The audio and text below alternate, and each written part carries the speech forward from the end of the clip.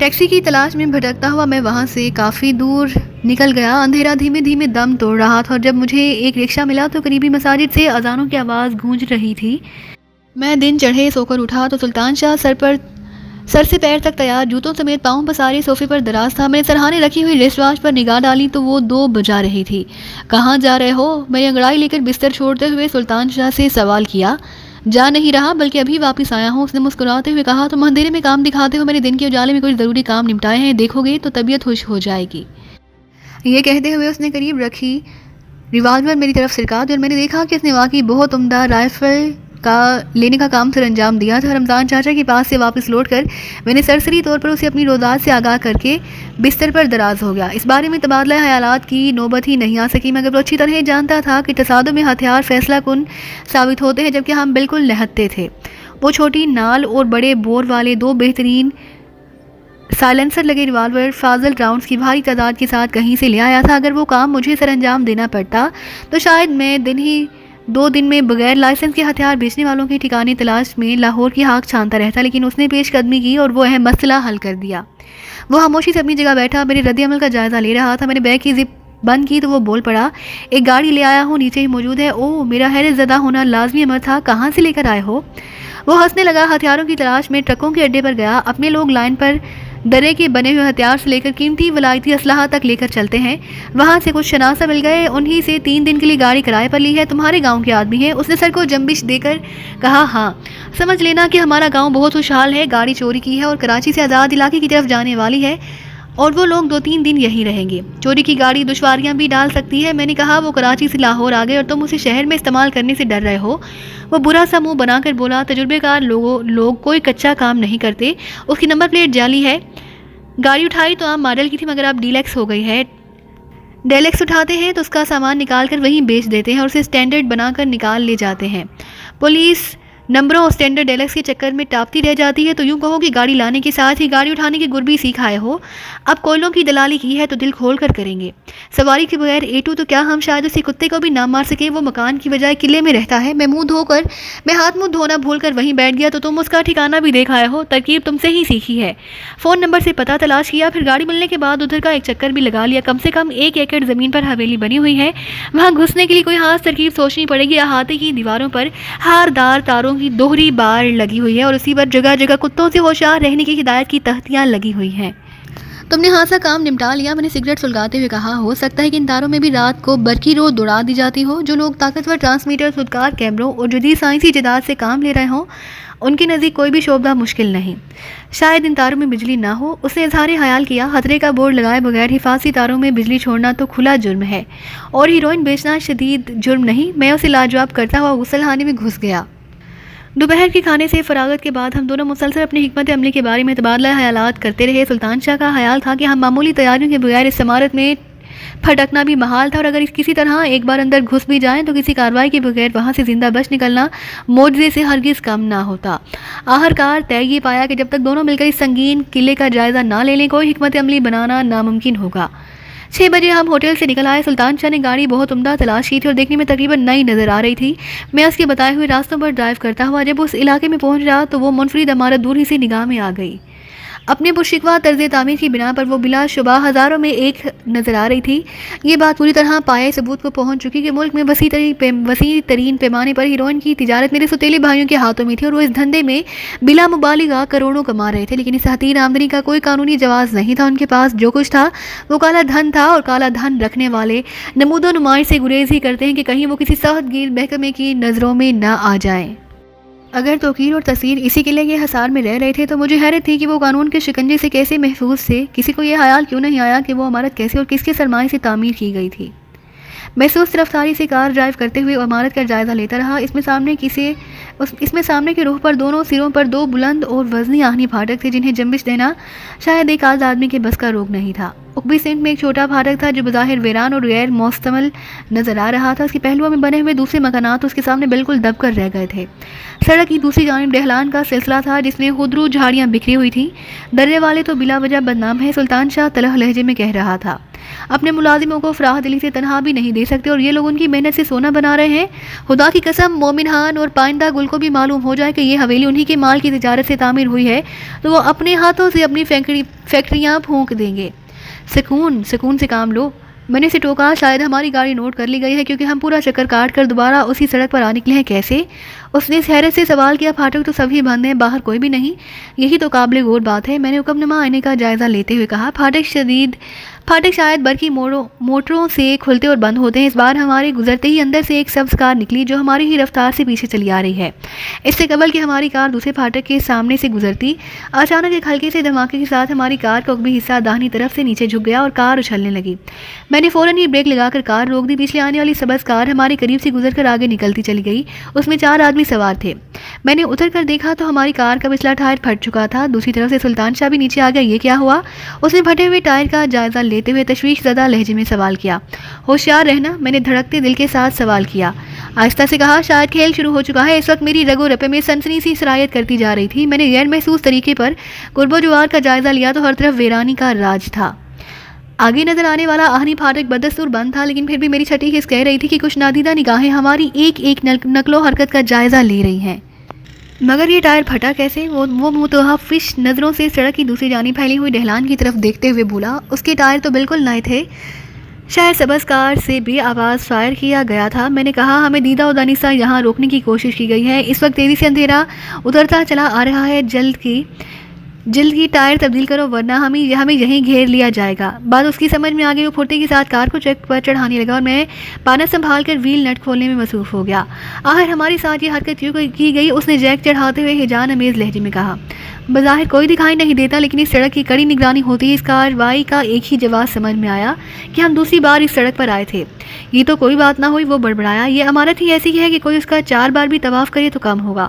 مان میرے ذہن میں ایک خیال کوندا اور وہ مجھ پر وحشت سی طاری ہو گئی۔ اگر صرف کار ہی روکی جانی تھی تو اس کا کوئی فائدہ نہ تھا۔ وہ لوگ جرائم کے ارتکاب میں جدید ترین اسلحہ سے استفادہ کرنے کے عادی تھے۔ ان کے لیے یہ دشوار نہیں کہ بے آواز فائر کے ذریعے ٹائر نکارہ کر کے چلے جاتے۔ سبز کار سے وہیں کوئی ننھا سا مگر طاقتور سلکی ٹرانسمیٹر پھینک جاتے، پھر اس کے ذریعے ٹائر کی تبدیلی کے بعد میں ہونے والی ہماری گفتگو اندر اس آلے سے منسلک ریسیور پر غور سے سنی جاتی۔ اسی بنیاد پر ہمیں نظر انداز سے گھیرنے کی کوشش کا کوئی فیصلہ کیا جاتا۔ کیا کر رہے ہو تم؟ گاڑی کے آگے پتھر لگاؤ، یہ جیک پر سے گر جائے گی۔ سلطان شاہ نے ہانک لگائی۔ پیشاب کر کے آ رہا ہوں، میں نے اس قلعہ کا جائزہ ختم کرتے ہوئے کہا اور تیزی سے اس کے نزدیک پہنچ کر ہونٹوں پر انگلی رکھ کر خاموش رہنے کا اشارہ کرنے لگا۔ ایک ثانیے کے لیے اس نے حیرت سے میری طرف دیکھا، پھر میرا مدعا سمجھ کر سر ہلانے لگا۔ مجھے احساس ہوا کہ مجھ سے خطرہ بھانپنے میں طاہر ہو چکی تھی۔ ابتدا میں ہم دونوں کے درمیان ایسے مکالموں کا تبادلہ ہو چکا تھا جن کی بنیاد ہمارے مشکوک عزائم کی نشاندہی ہو سکتی تھی، لیکن اب اس کا توڑ کرنا ناممکن ہو کر رہ گیا تھا۔ شاباش، جلدی ہاتھ چلاؤ۔ میں نے سکون کو خطرناک سمجھتے ہوئے زبان کھولی۔ ہو سکا تو اس عمارت کے محافظ سے درخواست کریں گے کہ ہمیں اندر کا ایک چکر لگانے کی اجازت دے دی جائے۔ میں بول ضرور رہا تھا لیکن پوری طرح چوکنا تھا اور میری نگاہیں اس عمارت کے اگلے پھاٹک پر ہی مرکوز تھیں جس کی روشنی اندھیرا ہونے کے باوجود معدوم تھی۔ پھر جیسے ہی سلطان شاہ نے جیک اتار کر بآواز بلند کام کیا اور میں نے اطمینان کے ساتھ کالمات ادا کیے، بند پھاٹک کے کسی حصے سے ایک بے آواز شعلہ تیرتا ہوا سیدھا سے کار کی طرف آیا اور اس بار اگلا ٹائر دھماکے کے ساتھ پھٹ گیا۔ ہم دونوں کی جیبوں میں بھرے ہوئے ریوالور موجود تھے۔ میں نے دروازہ کھول کر فاضل راؤنڈ سی پیٹی اٹھائی اور پھر دونوں بیک وقت پوری رفتار کے ساتھ سڑک کے ساتھ ڈھلی ہوئی پھیلی ہوئی جھاڑیوں میں گھستے چلے گئے۔ جھینگروں کا شور یکلا تھم گیا اور ہم دونوں ایک دوسرے کے قدموں کی آواز کے سہارے آگے دوڑتے رہے۔ ابھی رات کا اندھیرا پوری طرح نہیں پھیلا، لیکن اس گھنے جنگل میں گھور تاریکی کا راج ہو چکا تھا۔ گھنے درختوں کے سائے میں پھیلی ہوئی بے ترتیب جھاڑیاں ہماری پیش قدمی میں بری طرح مزاحم ہو رہی تھیں۔ مجھے اپنی پنڈلیوں پر خراشیں پڑنے کا احساس ہو رہا تھا جن میں خاصی سوزش ہو رہی تھی۔ میں بس دل ہی دل میں یہ دعا مانگ رہا تھا کہ ایسا اندھا دھند بھاگ دوڑ میں ہم دونوں میں سے کوئی کسی زہریلی ہاردار جھاڑی کی زد میں نہ آنے پائے۔ اس صورتحال میں اگر ہم سے کوئی بھی سست پڑتا تو دوسرے کے لیے ناقابل بیان مصائب کھڑے کر دیتا۔ رک جاؤ ورنہ گولی مار دی جائے گی۔ اچانک ڈھلان کے اوپر سڑک کے کنارے سے اندھیرے میں کسی کی تحکمانہ آواز گونجی، یہاں سے تم بچ کر نہیں نکل سکتے۔ غیر ارادی طور پر میرے قدم رک گئے اور میں نے اپنے ساتھ سلطان شاہ کو بھی ایک تناور درخت کی اوٹ میں کھینچ لیا۔ یہ کیا کر رہے ہو؟ سلطان شاہ نے مستربانہ انداز میں سرگوشی کی۔ وہ عجیب ہذیانی انداز میں ہنسا۔ شاید تم خوف زدہ ہو گئے ہو، ہم سڑک سے کافی دور آ گئے ہیں، اتنے فاصلے سے ان کا باپ بھی ہمیں نہ دیکھ سکے گا۔ یہ سب گیدڑ بھبکیاں ہیں اور تم وہی کر رہے ہو جو وہ چاہتے ہیں۔ میرے ذہن سے کوہر صاف ہونے لگی۔ سلطان شاہ ٹھیک ہی کہہ رہا تھا، اس اعلان کے ذریعے وہ ہمیں خوف زدہ کرنا چاہتے تھے تاکہ ہم پیش قدمی ترک کر کے کسی گوشے میں چھپ جائیں۔ چند لمحوں بعد وہ پوری تیاری کے ساتھ اس گھنے جنگل میں داخل ہوں تو زیادہ بھاگ دوڑ کے بعد بغیر آسانی کے ساتھ ہم پر ہاتھ ڈال سکیں۔ اس لمحے بلندی پر روشنی نمودار ہوئی اور طاقتور دستی سرچ لائٹ کا ہالہ مختلف سمتوں میں گردش کرنے لگا، لیکن ہم اس کی زد سے ہاتھ سے دور تھے۔ میں فائر کر رہا ہوں، وہ میری رینج میں ہے۔ سلطان شاہ کی آواز ابھری۔ شاکت کرنے کی ضرورت نہیں، میں نے سختی سے اس کا شانہ دبا کر اسے روک دیا۔ وہ تعداد میں کئی ہوں گے، اس وقت ہمارا مسئلہ انہیں ذکر پہنچانا نہیں بلکہ اس دشواری سے زندہ سلامت نکلنا ہے۔ وہ اوپر کھڑے جائزہ لے رہے ہیں اور شاید اندر گھسنے کے لیے تیار ہیں، لیکن ابھی تک ہمارے فرار کی سمت کا تعین نہیں کر سکے۔ اس بے یقینی کے باعث وہ مختلف سمتوں میں منتشر ہو کر آگے بڑھیں گے۔ فائر ہوا تو انہیں ہماری پوزیشن کا اندازہ ہو جائے گا اور ہم سب سیٹ باندھ کر اسی طرف ہو لیں گے۔ بات سلطان شاہ کی سمجھ میں آ گئی اور اس نے اپنا ہاتھ جھکا لیا۔ اس لمحے چکراتی ہوئی روشنی کے عقب سے کھڑکی ہلکی سی مگر گونجیلی آواز کے ساتھ ایک شعلہ نمودار ہوا اور بہت تیزی کے ساتھ اس ہودرو جنگل کے بےکران سناٹے میں معدوم ہو گیا۔ پھر تو بے آواز فائروں کا ایک تسلسل سا قائم ہو گیا۔ وہ لوگ محتاط انداز میں آگے بڑھنے کے ساتھ مختلف سمتوں میں بے مقصد فائر کر رہے تھے۔ مدعا یہی رہا ہوگا کہ ہماری طرف سے بھی ایک آج جوابی فائر ہو اور وہ ہمارا روح بھانپ لے، لیکن ہم دونوں ہی خاموشی کے ساتھ چند سیکنڈ تک ان کے اسلحے کی بربادی کا تماشا دیکھتے رہے، پھر آگے کی طرف قدرے جھک کر حتی الامکان تیز رفتاری کے ساتھ آگے بڑھنے لگے۔ ان اعتراف میں اندھیری کی چادر اتنی طویل سی کہ ہمارا دیکھ لیا جانا ناممکنات میں سے تھا، اور اگر ہمارے نامعلوم دشمن بھی روشنی کا سہارا نہ لیتے تو شاید ہمیں ان کی موجودگی کا ادراک بھی نہ ہو پاتا۔ لیکن وہ تعداد میں ہم سے بہت زیادہ تھی، کیونکہ مختلف سمتوں سے ان کے بولنے کی آوازیں آنے لگی۔ سڑک سے اترنے کے بعد شاید وہ جنگل میں اندر ہی اندر پھیل کر آگے بڑھ رہے تھے۔ بیشتر آوازیں مغلظات اور گالیوں پر مشتمل تھی۔ شاید انہیں بے وقت کی مشق ہانسی ناگوار گزر رہی تھی۔ ان کی آوازوں سے اندازہ ہو رہا تھا کہ ہمارے مقابلے میں ان کی رفتار ہانسی سست تھی، کیونکہ انہیں اپنی عددی برتری اور اسلحے کی قوت پر ناز تھا اور ان کے ولولوں میں جارحانہ جذبہ موجزن تھا۔ جبکہ ہم دونوں اپنی بقا کے لیے سونا شام ویرانے میں جدوجہد کر رہے تھے، اسی دوران میں ان کی چند ٹولیاں غالباً بھٹک کر دور نکل گئیں، کیونکہ فضا میں بتدریج خاموشی غالب آنے لگی۔ کب تک اسی طرح دوڑاتے رہو گے؟ اچانک سلطان شاہ کراہا، جب تک ہمت ساتھ دیتی رہے گی تو پھر رک کر ہی کمر سیدھی کر لو، ایسا نہ ہو کہ بھاگتے بھاگتے میں منہ کے بل کہیں ڈھیر ہو جاؤں، پھر یہی بیٹھ جاؤ۔ وہ میرا فکرہ پورا ہونے سے قبل وہیں بیٹھ کر ہانپنے لگا۔ اور اب اسی طرح تنے کی اوٹ میں پہنچنے کی کوشش کرو۔ میں نے اسے ہدایت کی۔ فضا پر سناٹا طاری تھا اور ہم مضحکہ خیز انداز میں ایک تنے کی طرف بڑھ رہے تھے۔ آخر ہوا کیا تھا وہاں؟ مناسب جائے پناہ میسر آ جانے کے بعد سلطان شاہ نے پوچھا، دوسرا ٹائر کیسے پھٹ گیا؟ پھاٹک کی طرف سے بے آواز فائر ہوا تھا، لیکن اس کا مقصد سمجھ میں نہیں آیا۔ اگر محافظ اسی قدر محسن تھے تو گولی کا رخ میری یا تمہاری طرف بھی ہو سکتا تھا۔ شاید وہ عمارت کے سامنے غیر ضروری خون خرابہ نہیں کرنا چاہتے تھے۔ پہلے ایک کار سے بے آواز فائر کر کے ہمیں وہاں رکنے پر مجبور کیا گیا۔ مجھے پورا یقین ہے کہ اندھیرے سے فائدہ اٹھا کر وہاں کوئی چھوٹا سا مگر حساس مائکرو فون بھی پھینکا گیا ہوگا، جس کے ذریعے دوسرے پھاٹک کے پیچھے موجود محافظ ہماری گفتگو سنتے رہے ہوں گے۔ ٹائر بدلنے کے دوران ہم نے جو گفتگو کی اس کی بنا پر ان لوگوں نے اندازہ لگا لیا کہ ہم عمارت میں دلچسپی لے رہے ہیں، لہذا عین وقت جب تم ٹائر بدل چکے تھے اندر سے کسی نشانی باز نے دوسرا ٹائر پھاڑ دیا۔ اس طرح وہ ہمیں وہیں روکے رکھ کر زندہ پکڑنا چاہ رہے تھے تاکہ اندر لے جا کر باز پرس کر سکیں، مگر ہم نے خوش قسمتی سے صورتحال بھانپ لی اور دوسرے ٹائر میں الجھنے کی بجائے کار چھوڑ کر بھاگ نکلے۔ اور وہ چوری کی ہے، سلطان شاہ نے کہا لگایا۔ کار سے وہ عمر بھر بھی ہمارا سراغ نہ لگا سکیں گے، آواز دھیمی رکھو۔ میں نے اضطراری طور پر اسے ٹوکا۔ مکمل سناٹا بھی خطرناک ہو سکتا ہے، ممکن ہے قرب و جوار میں ان کی کوئی ٹولی خاموشی سے ہماری تلاش میں مصروف ہو۔ تم میں سب سے بڑی خرابی یہ ہے کہ کبھی زیادہ دیر خوش نہیں رہنے دیتے۔ اس کا لہجہ بگڑا ہوا تھا۔ میں نے اس کی تبصرے کا کوئی جواب نہیں دیا اور تھوڑی سی توقف کے بعد وہاں سے اٹھ گیا۔ ہم یہاں سے نکلنے کی فکر بھی کرو، ہم ساری رات یہیں نہیں بسر کر سکتے۔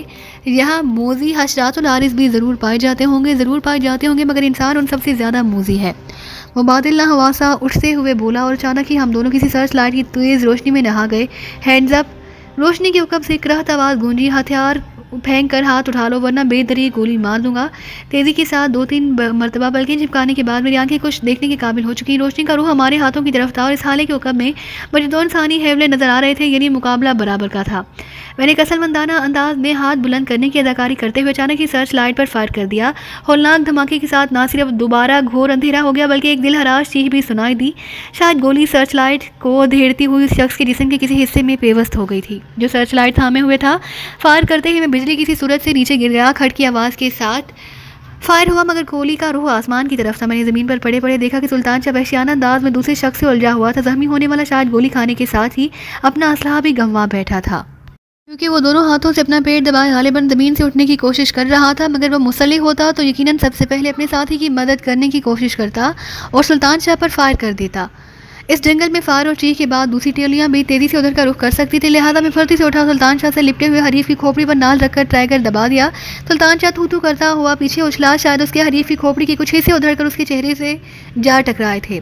اس دوران میں میری نگاہیں اس شخص کی بے آواز ریوالور پر جم رہی تھی۔ جب وہ چند ثانیوں تک کسی اندھے کی طرح لہرانے کے بعد زمین پر ڈھیر ہوا تو میں نے گرنے والا ریوالور اٹھا لیا۔ اسی اثناء میں سلطان شاہ پہلے شکار کی مشکل آسان کرنے پر تل گیا۔ اس نے حریف کی پشت پر سوار ہو کر اپنے دونوں ہاتھ اس کے نرہرے پر جما دیے اور بری طرح مچل کر سلطان شاہ کی بے رحمانہ گرفت سے نکلنے کے لیے کوشاں تھا۔ حالات اس قدر سنگین نہ ہوتے تو شاید میں محل انداز نہ ہوتا، لیکن ہمارے پاس وقت بہت کم تھا۔ مجھے اندیشہ تھا کہ تصادم کا شور سننے کے بعد ان دونوں کے ساتھی کسی بھی لمحے ہمیں آ لیں گے، لہٰذا میں نے بڑھ کر مضبوطی سے ایک دونوں ہاتھ تھام لیے۔ سلطان شاہ نے چند ہی سیکنڈ میں اسے ہاتھ پیر ڈھیلے چھوڑنے پر مجبور کر دیا۔ دوسرے بے آواز ریوالور کی تلاش میں وقت برباد کیے بغیر ہم وہاں سے بہت تیزی سے فرار ہوئے۔ تصادم اور گہری تاریکی کے باعث ہم سمت کا احساس کھو چکے تھے، بس جدھر منہ اٹھا اسی طرف ہولی۔ نہ جانے ہم کتنی دیر اسی طرح رکاوٹیں عبور کرتے ہوئے پوری قوت کے ساتھ دوڑتے رہے۔ پھر اچانک ہی ایک طرف جھاڑیوں میں روشنی چکراتی نظر آئی، اس کے ساتھ کچھ دھیمی دھیمی انسانی آوازیں ہوا کی روش پر تیرتی سنائی دی اور ہم نے رفتار سست کر کے اپنا رخ محتاط انداز میں تبدیل کر لیا۔ کچھ دیر پہلے جو ہوا اس نے ہماری نیت یا ارادے کا کوئی دخل نہیں تھا۔ حقیقت یہ تھی کہ اس پرشکوہ عمارت کے سامنے ہمیں حبس و دیدہ دلیری کے ساتھ الجھا کر روکا گیا۔ اس کی بنا پر ہم شدید اعصابی دباؤ کا شکار ہو گئے تھے۔ پھر جنگل میں گھسنے کے بعد ہمیں للکارا گیا تو ان کی نفری کا اندازہ ہوتے ہی ہم نے تصادم سے گریز کرتے ہوئے نکل بھاگنے کا فیصلہ کر لیا، اور شاید ہم اس کوشش میں کامیاب بھی ہو جاتے، لیکن ان دونوں نے اچانک ہی ہمارے سروں پر مسلط ہو کر ہمارے لیے فرار کی راہ مسدود کر دی۔ ہمارے سامنے اس وقت دو ہی راستے رہ گئے، ان کے سامنے ہتھیار ڈال کر اپنے دردناک انجام کو نوشتہ تقدیر سمجھ کر قبول کر لیں، یا پھر ان سے ٹکرا کر بے خوفی کے ساتھ بساط الٹنے کی کوشش کریں۔ اب یہ ہماری خوش نصیبی تھی کہ ہم نے دوسرے راستے پر عمل کیا اور آنن فانن میں وہ دونوں ہمارے ہاتھوں مارے گئے۔ اس ناگہانی ہون ریزی کے بعد میں مزید کوئی تصادم مول لینے کو تیار نہیں تھا۔ سڑک سے گزرتے ہوئے ہمیں ڈھلان میں پھیلے ہوئے خودرو جنگل کی وسعت کا اندازہ ہی نہیں ہو سکا، لیکن کافی دیر تک دوڑنے اور چلنے رہنے کے باوجود ہمیں سلسلے کے ختم ہونے کی کوئی آثار نظر نہ آئے تو مجھے تشویش ہونے لگی۔ جہاں تک مجھے معلوم تھا لاہور کی مضافاتی آبادی سے ملحق کہیں بھی اتنا وسیع جنگل موجود نہیں تھا، تو کیا ہم اندھیرے اور اپنی حد سے زیادہ احتیاط کے باعث کسی محدود علاقے میں چکراتے پھر رہے ہیں؟ میرے ذہن میں اچانک ہی خیال آیا اور میں نے فوراً ہی سلطان شاہ سے اس کا اظہار بھی کر ڈالا۔ ہو سکتا ہے اس نے بہت دھیمی آواز کے ساتھ کہا، لیکن یہ اتنا مختصر بھی نہیں، ورنہ وہ بہت دیر پہلے ہمیں ہر طرف سے گھیر چکے ہوتے، اب تو ہر طرف سناٹا ہی محسوس ہو رہا ہے۔ تمہاری آواز کو کیا ہوا؟ کیا تھک گئے ہو؟ میں نے حیرت کے ساتھ سوال کیا۔ اندھیرے میں اس کی طرح آواز ابھری۔ ایک بار اونچی آواز میں بولنے کا نتیجہ بھگت چکا ہوں، دوسرے تجربے کی ہمت نہیں۔ اچانک میرے کانوں میں ایک نامانوس سی آواز آئی اور سلطان شاہ بھی چلتے چلتے رک گیا۔ چند ثانیوں تک کان جمائے رکھنے کے بعد میں سمت کا اندازہ کرنے میں بھی کامیاب ہو گیا۔ ہمارے بائیں کافی دور سے گھنٹے کی آواز ایک خاص تسلسل کے ساتھ کبھی کبھار سنائی دے رہی تھی۔ بس اسی طرف چل نکلو، سلطان شاہ نے کہا۔ ادھر یقیناً کوئی راستہ ہے، وہ درست ہی کہہ رہا تھا۔ اس علاقے میں چوپایوں کے گلے میں گھنٹی ڈالنے کا رواج عام تھا، شاید وہ کسی بیل گاڑی میں جتے ہوئے بیلوں کو گلے میں بندھی ہوئی گھنٹیوں کی آواز تھی۔ ہم فوری طور پر بائیں طرف مڑ گئے۔ اس بار قسمت ہم پر کچھ مہربان ہی تھی، کیونکہ تقریباً آدھے گھنٹے بعد جنگل کا وہ لامتناہی سلسلہ یکا ہی ختم ہو گیا اور ہم ایک نیم پختہ سڑک کے کنارے پہنچ گئے۔ بیل گاڑی غالباً کہیں دور نکل چکی تھی اور ہوا کی مخالف سمت میں ہونے کی بنا پر اس کی کوئی آواز بھی نہیں سنائی دے رہی تھی، لیکن مجھے خوشی تھی کہ ہمیں جنگل سے نجات مل گئی اور ہمارے سروں پر تاروں بھرا شفاف آسمان چمک رہا تھا۔ میرے دل میں اچانک ہی سگریٹ پینے کی شدید خواہش جاگ اٹھی۔ اس وقت مجھے اندازہ ہوا کہ انسان کی فطرت میں کسی قدر تعداد یکجا ہے۔ جان کو خطرہ لاحق ہو تو اپنے دفاع کی حیوانی جبلت ہر طلب اور ہر خواہش پر غالب آ جاتی ہے۔ خطرہ ٹلنے کے ذرا بھی آثار نمودار ہوں تو مزاج اپنا رنگ دکھانے لگتا ہے۔ جب تحفظ کا فطری جذبہ اتنا شدید ہے تو لوگ خودکشی کی طرف کیوں مائل ہوتے ہیں؟ ہیروئن جیسا موذی نشہ جو گھن کی طرح انسانی وجود کو اندر ہی اندر کھوکھلا کر رہا ہے، کیوں مقابل ہو رہا ہے؟ سگریٹ سلگاتے ہوئے میں نے سوچا اور اس نتیجے پر پہنچا کہ اپنی ذات کے تحفظ اور بقا کے لیے سب کچھ تیج دینے کا جذبہ صرف اور صرف صحت مند ذہنوں میں ہی جنم لے سکتا ہے۔ جس ذہنوں پر کہولت کا زنگ چھا رہا ہو یا جو روزمرہ کے مسائل کی چکی میں پستے پستے بیمار ہو چکے ہوں، ان کے نزدیک تحفظ، بقا، زندگی جیسے طویل المیعاد الفاظ اپنا مفہوم کھو بیٹھتے ہیں، انہیں نہ پیش قدمی کا اندازہ ہوتا ہے نہ پسپائی کا احساس، یوں معلوم ہوتا ہے جیسے وہ گرداب میں پھنسے بس ایک ہی جگہ چکرائے جا رہے ہیں۔ ان حالات میں ایسے سوختہ جان آنے والے لمحوں کا سامنا کرنے کی بجائے اپنے گرد و پیش اور مسائل سے فرار کے لیے نشے کی آغوش میں پناہ لیتے ہیں، اور ان کے نزدیک مصائب میں گزارے ہوئے دنوں سے کہیں بہتر وہ چند گھنٹے ہوتے ہیں جو وہ ایک خوراک کے زیر اثر خوابوں کے جزیروں کی سیر میں گزارتے ہیں، اور یوں بیمار ذہن اپنے معاشی، معاشرتی اور عالمی مسائل کی ہولناک یلغار سے بچنے کے لیے خودکشی کی راہ پر چل پڑتے ہیں۔ مختصر سی مدت میں ایڈکشن کے کربناک عذاب میں مبتلا ہو جاتے ہیں۔ کیا سو رہے ہو؟ سلطان شاہ نے میرا شانہ ہلا کر مجھے چونکا دیا۔ کاش سو سکتے، میں نے مسکراتے ہوئے کہا۔ بس خیالات کی رو تمہاری دوست کی طرف جا رہی تھی۔ میرا دوست؟ اس نے حیرت سے کہا۔ کون؟ وہی اپنا کرنل زوار زیدی۔ اس بار وہ اپنی بے ساختہ ہنسی نہ روک سکا۔ اس وقت وہ ساتھ ہوتا تو مزہ ہی آ جاتا۔ اتنی دیر میں پتلون نیکر میں تبدیل ہو گئی ہوتی اور شاید وہ تمہیں اپنی دامادی سے خارج کرنے کے بارے میں سوچ رہا ہوتا۔ بس سوچ ہی سکتا ہے بیچارہ، اس کی بیٹی بہت سمجھدار ہے۔ شادی کے بعد تمہاری یہی رائے رہے تو بات بنے۔ سنا ہے شہروں میں شادی کے بعد میاں بیوی کے خیالات ایک دوسرے کے بارے میں بہت بدل جاتے ہیں، اور تمہاری طرف کیا ہوتا ہے؟ میں نے چپتے ہوئے لہجے میں سوال کیا۔ وہاں پہلے کا تو سوال ہی پیدا نہیں ہوتا، جو کچھ ہوتا ہے شادی کے بعد ہی ہوتا ہے، وہ ہنستے ہوئے فراخ دلانہ لہجے میں بولا۔ یہاں دور تک ویرانہ ہی ویرانہ نظر آتا ہے۔ کچھ دیر کی خاموشی کے بعد میں نے کہا، ہم جنگل میں بھٹکتے ہوئے آبادی سے اتنی دور تو نہیں آئے ہوں گے؟ پختہ سڑک سے جنگل میں گھسے تو اس ٹوٹی پھوٹی سڑک پر نکلے ہیں؟ وہ پرخیال انداز میں بولا۔ میرا تو اندازہ ہے کہ ہم جنگل پار کر کے دوسری طرف نکل آئے اور اسی طرف نکلے تو آبادی ہی میں ہوتے۔ تمہارا اندازہ بالکل ٹھیک ہے، میں نے تحسین آمیز لہجے میں کہا۔ اس طرف خطرہ کم ہے، وہ لوگ جنگل میں جھک مارنے کے بعد اسی طرف ہمارے نکلنے کے منتظر ہوں گے۔ یہاں کھلے آسمان کے نیچے بیٹھے رہے تو ٹھنڈی ہوا میں آنکھ لگ جائے کہ اب تھکان بھی رنگ دکھانے لگی ہے، پھر چلتے ہی رہو۔ میں انگڑائی لے کر اٹھ گیا۔ سمت کے بارے میں ہم دونوں نے آپس میں مشورہ کیا اور پھر ایک طرف بڑھنے لگے۔ ویسے ہمیں چوکنا ہی رہنا چاہیے۔ ان میں سے کسی کو جنگل کے پار نکلنے کا خیال آ گیا تو ان کی گاڑیاں دھر کر طواف بھی شروع کر دیں گی۔ میں نے چلتے ہوئے کہا، یہ رات بھی یاد رہے گی۔ وہ تھکان کے احساس کو زندہ دلی کی آڑ میں چھپاتے ہوئے بولا۔ چلے تھے شان کے ساتھ چوری کی کار میں، اور اب جنگل میں دھکے کھانے کے بعد یہ ویران سڑک ناپتے پھر رہے ہیں۔ اگر بر وقت جنگل میں نہ گھس پڑتے تو اس وقت ہی ہمیں کسی کے جبری مہمان ہوتے۔